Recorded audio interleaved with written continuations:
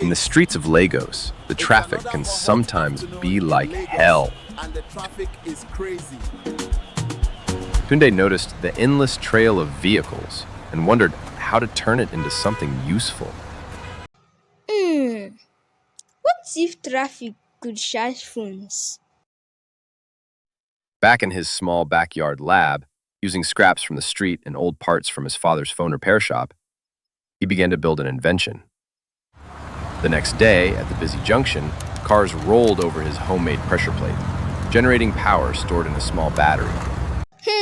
Baba, I tell you say your phone no go off again. As long as cars still dey pass here.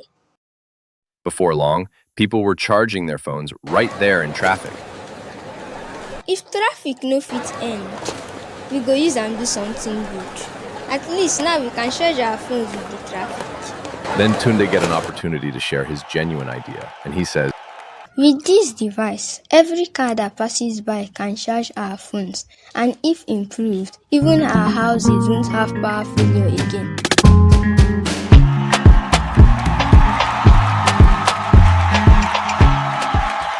Tunde's story is a proof that even the simplest ideas can create real change.